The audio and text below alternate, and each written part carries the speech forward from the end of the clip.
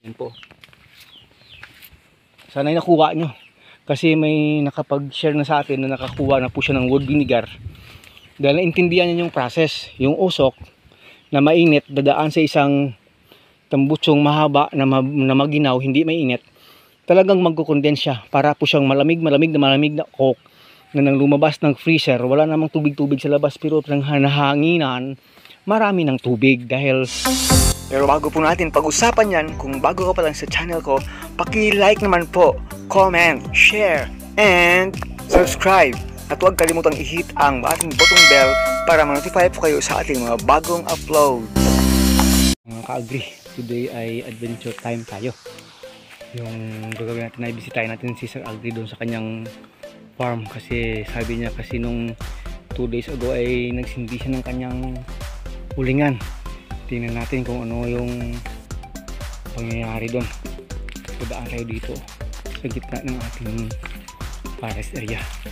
Yung dating forest na sinasabi natin sa inyo, tinanim natin nung high school days pa natin. Ito yan dito. Kalaki ang mga puno dito ng unang tanim na mahogany.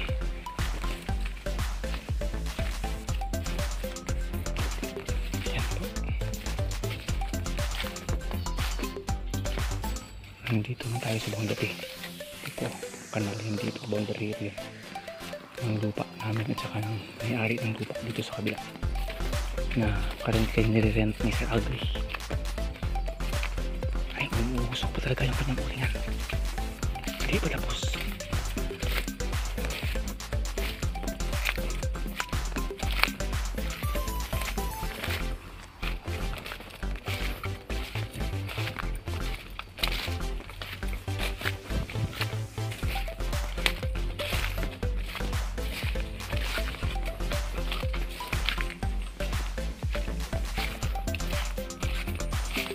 Talaga.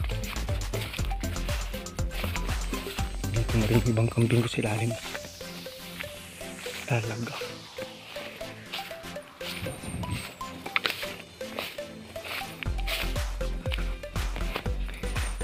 Kumukuha siya ng wood vinegar. Sabi o. Ayan po.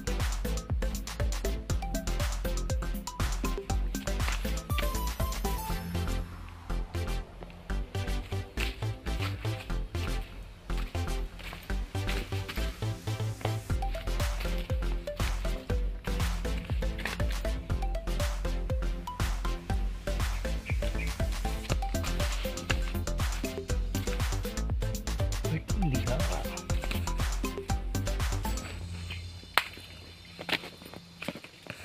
Kwento natin sa inyo mga ka-agree ngayong araw. Paano ba nakukuha itong wood vinegar sa ulingan ng primitive way? Ito po, ipapakita natin sa inyo. Mayroon ng marami ito.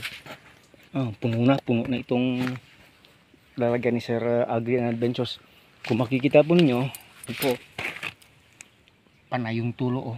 Wala po dito. Yan po. Ayan. Ito po. Ang dami ng wood vinegar.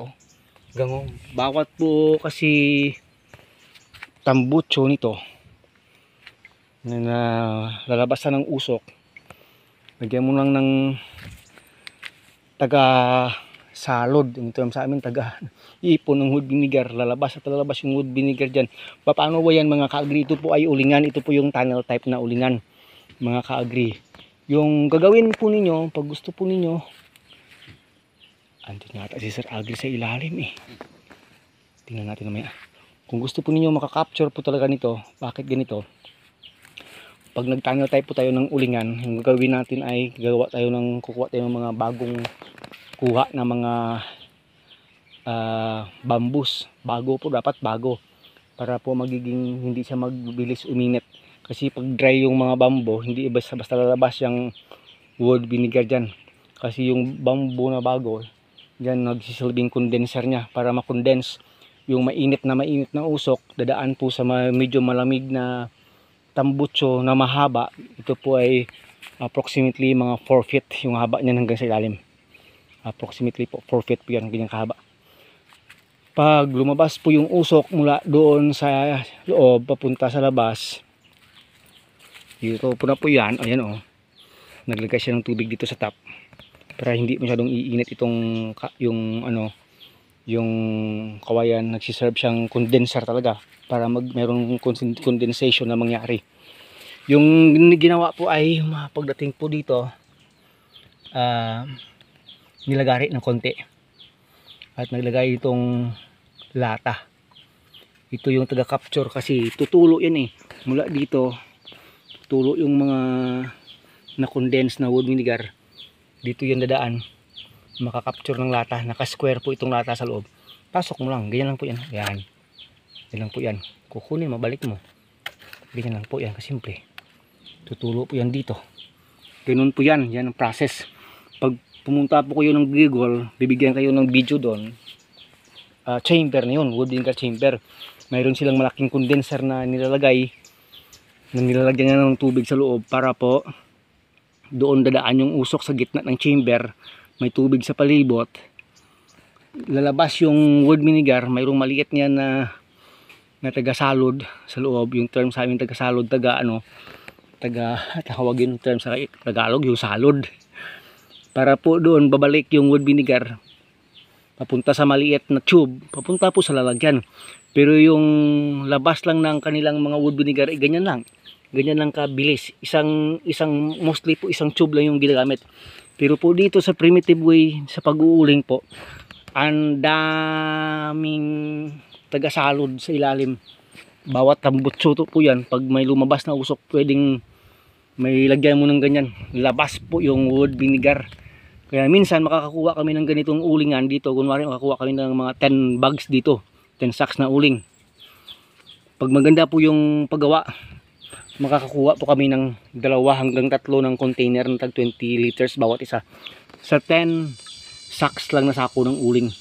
Dito puno na Ito hanggang bukas pa ito siguro. Dire-diretso pa itong usok kasi hindi pa nga nakalahati Hindi pa nakalahati yung ano ng apoy. Nakapuno na siya ng isang container. Aabot pa siguro, aabotin pa siguro 3 container na ganyan mga kaagri bago matapos itong ulingan niya. So ganun kadami na wood vinegar ang pwedeng makuha sa primitive way na pag-uuling, kung paano makakapture yung wood vinegar. Yun po. Hanggang dito. Ito sana pwede pa ito dahil siya maikli, dito ay dry, hindi po basta-basta makakakondense. Dapat yung usok na ito may dadaanan siyang hindi mainit na ganito bago mako-condense. At mako-condense po yan, gaya po nito. Tulo na yan, tulo. Ito walang usok, kaya walang lumalabas. Nagiging breather na lang ito. Dito pumapasok yung hangin, nagsisilbi siyang breather. Ito sana yung breather yung isa, pero ito daming usok lumalabas. Ito sana maganda, pwede itong madugtungan ng bago ganito. Dugtungan mo ito ng bago, lalabas na rin yan ganyan wood vinegar nya. Yan po. Ayan ayan po. So hanggang sa muli, sana po naintindihan yung pag-explain natin. Hindi man tayo expert po. Yan po. Sana nakuha nyo. Kasi may nakapag-share na sa atin na nakakuha na po siya ng wood vinegar.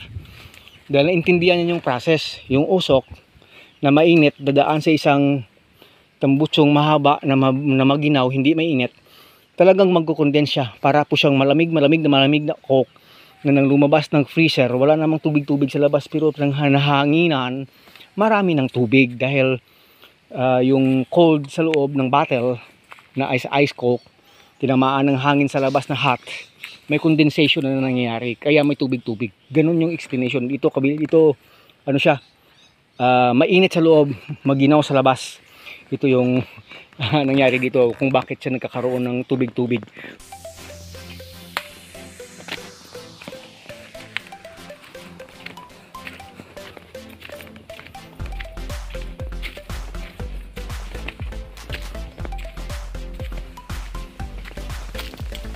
Ba't parang wala yung bus dito? Umuwi ba? Wala siya dito, umuwi siguro. Wala yung bus ko dito, yung kambing na lang. Oh no, wala tayong ma-interview. Ako umuwi na yung pananghalian.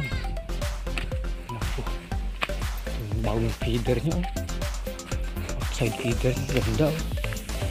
Galing. Galing ng kanyang pagkagawa. Masyadong malakas. Masyadong pulido. Masyadong strong. Wala silang makain kasi walang laman yung feeder.